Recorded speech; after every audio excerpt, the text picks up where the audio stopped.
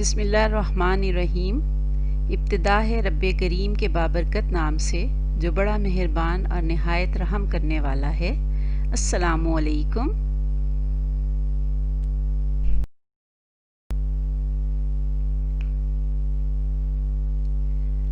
میں ہوں سیدہ سلطانہ اور میرا تعلق divisional public school and intermediate college Lahore کے شعبہ اردو سے ہے۔ عزیز طلبہ و طالبات، امید ہے آپ سب اپنے اہل خانہ کے ساتھ خوش و خرم ہوں گے اور عید الاضحیٰ کی تیاریوں میں بھرپور دلچسپی کے ساتھ ساتھ اپنی پڑھائی میں بھی مصروف ہوں گے۔ زبردست! آپ سے یوں ہی اچھے کاموں کی ہم توقع کرتے ہیں۔ پیارے بچوں، سنت ابراہیمی کی ادائیگی اور عید کی خوشی میں غرباء اور مساکین کو بھی اپنی خوشیوں میں بھرپور شامل کرنا مت بھولیں۔ اللہ پاک آپ کو دین و دنیا کی فہم دے اور آپ کے اچھے اعمال کو اپنی بارگاہ میں قبولیت کا شرف بخشے۔ تو چلیں ہم اپنے لیکچر کی طرف بڑھتے ہیں۔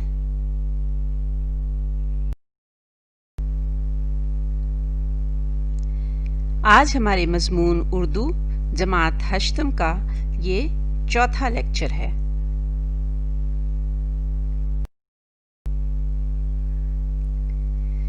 پیارے بچوں، آئیے ہم لیکچر نمبر 3 کا مختصر سا جائزہ لے لیتے ہیں۔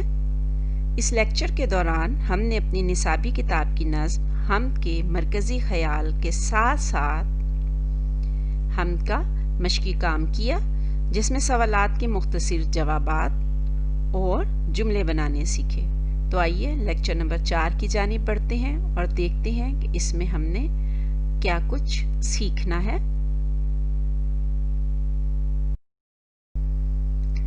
لیکچر نمبر 4 میں ہم پڑھیں گے نظم نعت۔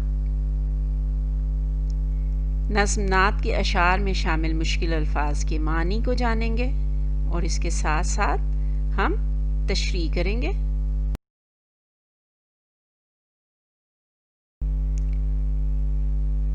آئیے ہم اپنی نصابی کتاب اردو کے نظم نعت کی پڑھائی اور تشریح کرتے ہیں۔ اس کے شاعر ساغر صدیقی ہیں۔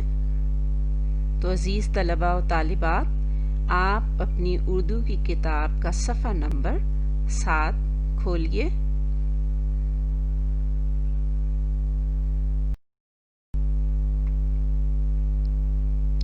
عزیز طلباء و طالبات، نظم نعت کو پڑھنے سے قبل ہم اس کے تدریسی مقاصد کو جان لیتے ہیں۔ نعت کی تدریس کے بعد طلباء اس قابل ہو جائیں گے کہ بطور صنف شاعری نعت سے روشناس ہوں، دلوں میں نبی کریم صلی اللہ علیہ وآلہ وسلم کی محبت اجاگر کر سکیں، پیارے نبی صلی اللہ علیہ وآلہ وسلم کے پیغام سے آگاہ ہو سکیں۔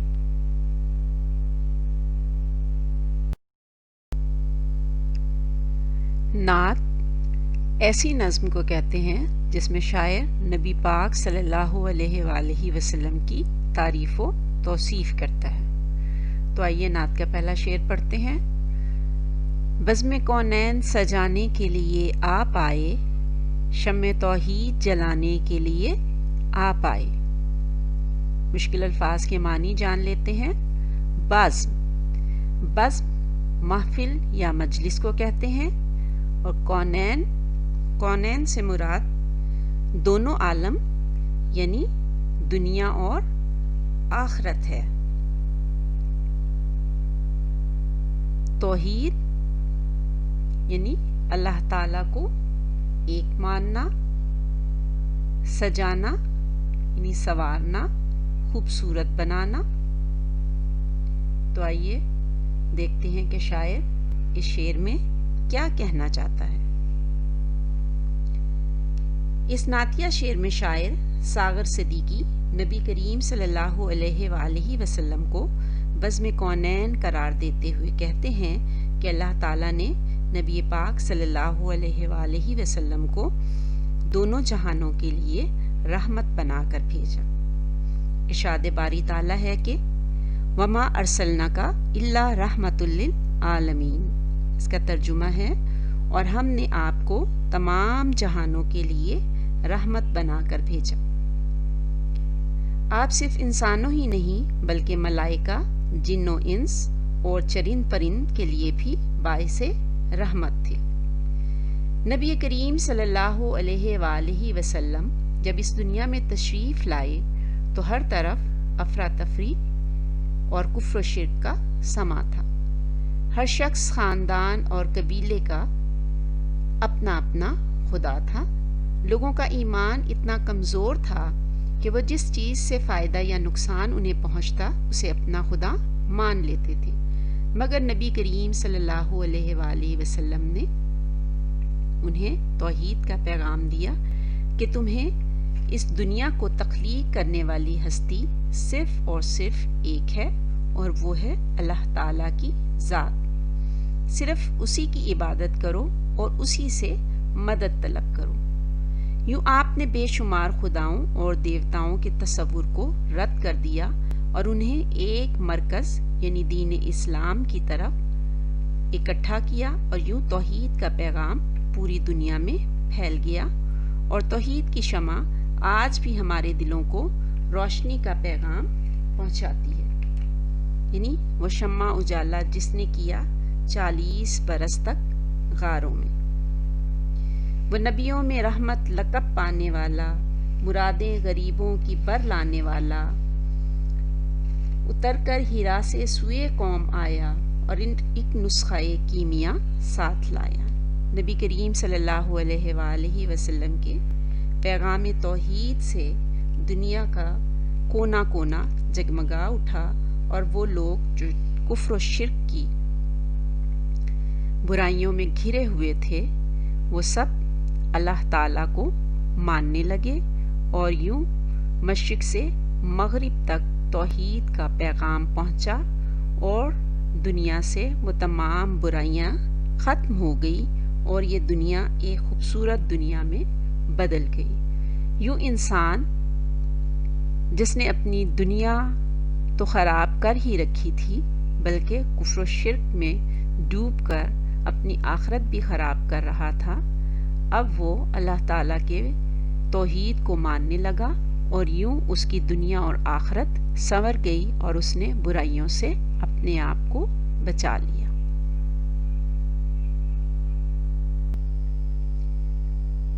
ایک پیغام جو ہر دل میں اجالا کر دے، ساری دنیا کو سنانے کے لیے آپ آئے۔ مشکل الفاظ کے معنی جان لیتے ہیں۔ پیغام اطلاع دینا یا خبر کو پہنچانا ہے، جبکہ اجالا سے مراد روشنی ہے۔ تو اس شعر میں شاعر ساغر صدیقی نبی اکرم صلی اللہ علیہ وآلہ وسلم کو خراج تحسین پیش کرتے ہوئے کہتے ہیں کہ حضور صلی اللہ علیہ وآلہ وسلم نے اللہ تعالیٰ کے پیغام کو، یعنی توحید کے پیغام کو دنیا کے ایک کونے سے دوسرے کونے تک پہنچایا کہ اس کائنات کا خالق و مالک صرف اور صرف خدائے واحد ہے، جس کا تذکرہ قرآن پاک کی سورہ اخلاص میں بھی موجود ہے۔ کہو کہ اللہ ایک ہے، اللہ بے نیاز ہے، نہیں ہے اس نے کسی کو جنا، اور نہیں وہ خود جنا گیا، اور نہیں ہے اس کا ہمسر کوئی بھی۔ توحید کا یہ پیغام کسی ایک فرد، گروہ، خاندان، قبیلے یا علاقے کے لیے نہیں تھا، بلکہ آپ کا یہ پیغام دنیا کے ہر انسان کے لیے تھا جو خدا کو بھول چکے تھے۔ عرب جس پہ صدیوں سے تھا جہل چھایا، پلٹ دی بسک آن میں اس کی کایا۔ توحید کے اس پیغام نے ہر دل میں اجالا کر دیا، اور انہوں نے مختلف خداؤں، دیوی دیوتاؤں اور کفر و شر کے تصور کو رد کر دیا، اور ایک خدا کو ماننے لگے اور اسی سے مدد کے طلبگار ہوئے۔ نبی کریم صلی اللہ علیہ وآلہ وسلم نے اس بے حد مشکل کام کو نہایت احسن انداز میں سر انجام دیا، اور یوں پھیلی جہاں میں ہر سو توحید کی شعائیں، مشرق بھی جگمگایا مغرب بھی جگمگایا، بھولی ہوئی تھی دنیا اپنے خدا کو محشر، خالق کے در پہ اس نے مخلوق کو جھکایا۔ آپ صلی اللہ علیہ وآلہ وسلم نے توحید کے اس پیغام کو پوری دنیا تک پہنچایا اور اس پیغام نے ہر دل میں اجالا کر دیا۔ یوں وہ لوگ کفر و شر سے باز آئے اور توحید کا یہ پیغام دنیا کے ہر فرد کے دل کو روشن کر گیا اور انہوں نے گناہ سے توبہ کر لی اور صراط مستقیم پر چلنے لگے۔ ایک مدت سے بھٹکے ہوئے انسانوں کو ایک مرکز پہ بلانے کے لیے آپ آئے۔ مشکل الفاظ کی جانب بڑھتے ہیں۔ مدت عرصہ کو کہتے ہیں، بھٹکے ہوئے سے مراد راستہ بھولے ہوئے لوگ، اور مرکز درمیان یا وسط کو کہتے ہیں۔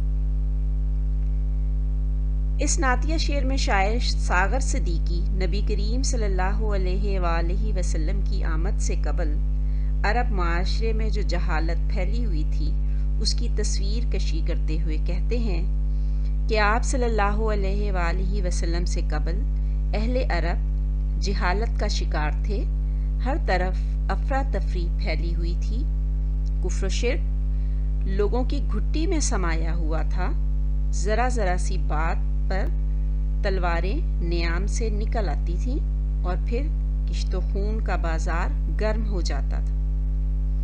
غرض یہ دنیا عذاب کا باعث بن چکی تھی۔ ذات پات اور اونچ نیچ میں گھرا عرب معاشرہ اس قدر لا علم تھا کہ قتل و غارت گری، جوا، شراب نوشی، بیٹیوں کو زندہ دفن کر دینا جیسے اعمال پر فخر کیا کرتے تھے۔ مولانا الطاف حسین حالی نے عرب معاشرے کی تصویر کشی بڑے خوبصورت انداز میں کی ہے۔ وہ کہتے ہیں کہ کہیں تھا مویشی چرانے پہ جھگڑا، کہیں پہلے گھوڑا بڑھانے پہ جھگڑا، لبیجو کہیں آنے جانے پہ جھگڑا، کہیں پانی پینے پلانے پہ جھگڑا، یوں ہی روز رہتی تھی تکرار ان میں، یوں ہی چلتی رہتی تھی تلوار ان میں۔ مگر نبی کریم صلی اللہ علیہ وآلہ وسلم کی تشریف آوری کے بعد دوزخ نما یہ دنیا جنت کا نمونہ بن گئی، امن و سکون کا دور دورہ ہو گیا اور بنی نوع انسان کے چہرے سے کفر و شرک اور کدورت کی گرد دھل گئی اور دنیا امن و امان کا گہوارہ بن گئی اور ہر طرف توحید کا پیغام پھیلا۔ سلامتی، امن و امان، رواداری اور بھائی چارے کے پیغام نے ان تمام غلیظ افعال کو جو اہل عرب کرنے میں فخر محسوس کرتے تھے، انہوں نے توبہ کی اور ایک اللہ کو ماننے لگے اور کلمہ توحید کا اقرار کرنے لگے۔ یوں پوری دنیا میں امن و سلامتی کا پیغام پہنچا اور غافل لوگ ایک مرکز یعنی اسلام کے پیغام کو ماننے لگے اور آپس میں مل جل کر رہنے لگے۔ ناخدا بن کے امٹتے ہوئے طوفانوں میں کشتیاں پار لگانے کے لیے آپ آئے۔ مشکل الفاظ کے معنی جان لیتے ہیں۔ اس شعر میں ناخدا سے مراد ملاح، رہنما، راہبر، راستہ دکھانے والا ہے۔ امڑنا، جوش میں آنا، پار لگانا یعنی منزل پر پہنچانا۔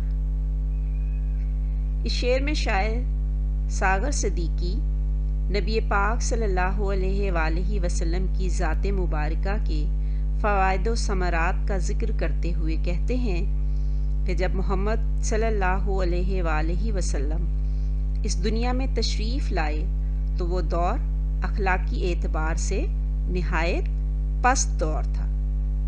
ہر طرف نفسا نفسی کا عالم تھا. ذات پات، اونچ نیچ، قتل و غارت گری، جوا، شراب نوشی، رقص و سرود کی محفلیں، بیٹیوں کو زندہ دفن کر دینا، نہ چھوٹوں پہ شفقت نہ بڑوں کا احترام تھا. ایسے میں انسانیت کی کشتی ڈگمگا رہی تھی. دنیا برائیوں کے ایسے طوفان میں پھنسی ہوئی تھی کہ اس سے بچ نکلنا مشکل نظر آ رہا تھا. مگر آپ صلی اللہ علیہ وآلہ وسلم نے ایسے وقت میں اس ملاح اور راہبر کا کردار ادا کیا جس نے اس ڈوبتی ہوئی ناؤ یعنی کشتی کو طوفان سے بحفاظت بچا لیا اور اس طوفان میں گھری اس کشتی کو منزل مقصود تک پہنچایا. یوں لوگوں نے برائیوں کا راستہ چھوڑ دیا اور ایک اللہ یعنی توحید کو ماننے لگے اور ہر طرف امن و آتشی اور توحید کا پیغام پہنچ گیا. اور توحید کی اس کشتی میں سوار امتی یعنی نبی کریم صلی اللہ علیہ وآلہ وسلم کی تعلیمات پر عمل کرتے ہوئے دنیا کی کامیاب قوم قرار پائی، کیونکہ آپ صلی اللہ علیہ وآلہ وسلم نے بتوں کو عرب اور عجم سے نکالا، بتوں کو عرب اور عجم سے نکالا، ہر ایک ڈوبتی ناؤ کو جا سنبھالا.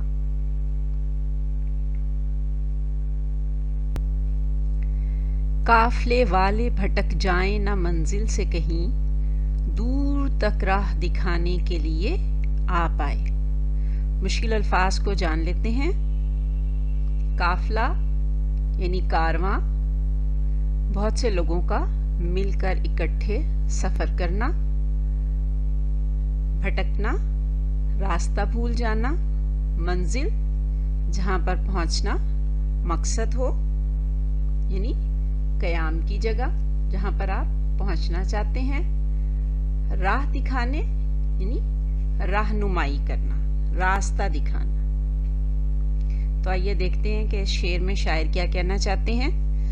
اس شعر میں شاعر ساغر صدیقی نبی کریم صلی اللہ علیہ وآلہ وسلم کی توصیف بیان کرتے ہوئے کہتے ہیں کہ امت مسلمہ کو نبی کریم صلی اللہ علیہ وآلہ وسلم نے ایک مرکز پر متحد کیا، اور مرکز کیا تھا؟ توحید. انہیں سیدھی راہ دکھائی اور احترام آدمیت کا درس دیا. نبی کریم صلی اللہ علیہ وآلہ وسلم کی تعلیمات ان کی روح تک اتر گئیں اور غافل قوم جاگ اٹھی، اور امت مسلمہ کا یہ قافلہ بخیر و عافیت اپنی منزل کی جانب رواں دواں ہوا. بچوں، سفر کے دوران راستے ہم ایسے شخص کو اپنا راہبر بناتے ہیں جو تمام راستے سے واقف ہو، ورنہ قافلہ بھٹکتا ہی رہتا ہے اور اپنی منزل تک نہیں پہنچ پاتا. لہٰذا نبی کریم صلی اللہ علیہ وآلہ وسلم ہمارے ایسے ہی راہبر ہیں جنہوں نے ہمیں ہماری منزل تک پہنچایا. اور آپ صلی اللہ علیہ وآلہ وسلم نے فرمایا کہ میں تمہارے لیے اللہ کی وہ کتاب چھوڑ کر جا رہا ہوں، یعنی قرآن پاک، جو میرے بعد بھی تمہاری رہنمائی کرے گا. یوں مسلمان قوم آپ کی رحلت کے بعد بھی اس کتاب سے رہنمائی حاصل کرتی رہی ہے اور کر رہی ہے. یوں انہیں اپنی منزل دور دور تک صاف دکھائی دینے لگی، اور آپ کی تعلیمات کا ہی یہ نتیجہ ہے کہ پھر یہ قافلہ 1400 سال سے اب تک اپنی منزل سے نہ بھٹک سکا ہے اور نہ ہی انشاءاللہ بھٹک سکے گا. شاعر نے بھی کیا خوب کہا ہے کہ قائد لشکر بھی ہے، جو صاحب منبر بھی ہے، شافع محشر بھی ہے اور ساقی کوثر بھی ہے.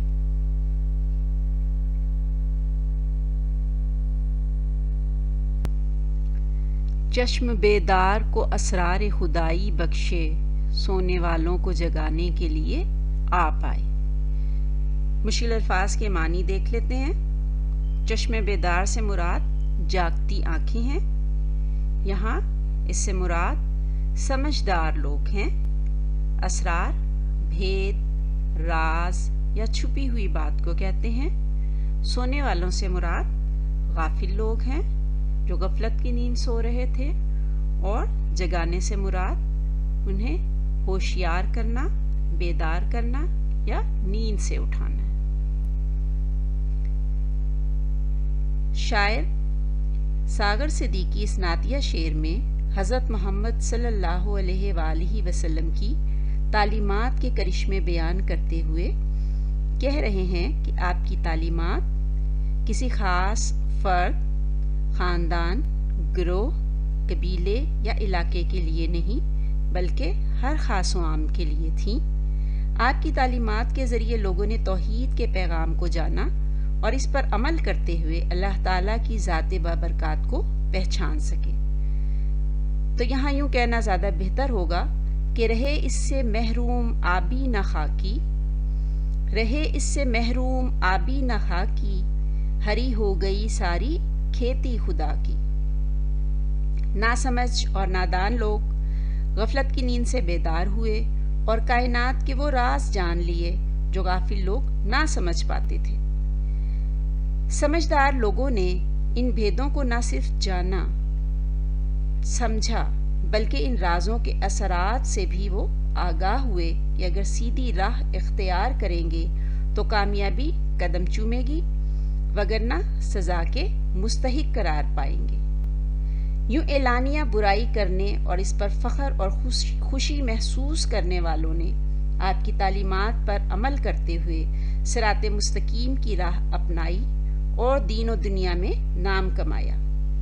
آپ کی ذات مبارکہ اور تعلیمات کا یہ نتیجہ نکلا کہ وہ جاہل اور غافل قوم جو جہنم کے گڑھے کے دہانے پر پہنچ چکی تھی، جب بیدار ہوئی تو دنیا میں ان سے کامیاب، اچھی اور ملنسار قوم کوئی نہ تھی، کیونکہ آپ صلی اللہ علیہ وآلہ وسلم نے توحید، انصاف، محبت اور احترام انسانیت کا درس دیا، لوگوں کے دلوں میں توحید کی شمع روشن کی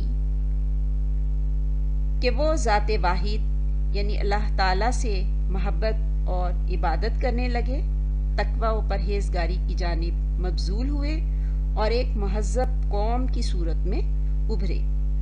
مولانا الطاف حسین حالی نے کیا خوب کہا ہے، کیا امیوں نے جہاں میں اجالا، کیا امیوں نے جہاں میں اجالا، ہوا جس سے اسلام کا بول بالا۔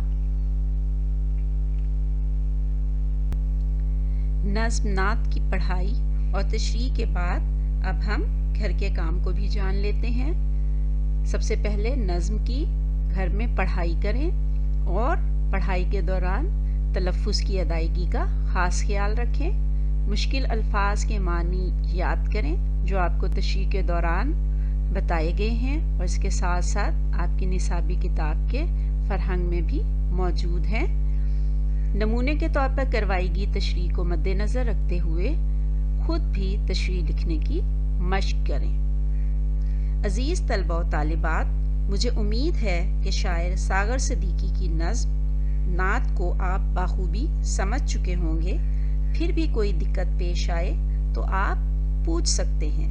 ہمارا اگلا لیکچر انشاءاللہ نظم نعت کے مشقی سوالات پر مبنی ہوگا۔ اس وقت تک کے لیے اجازت دیجیے۔ اللہ ہم سب کا حامی و ناصر ہو۔ اللہ حافظ۔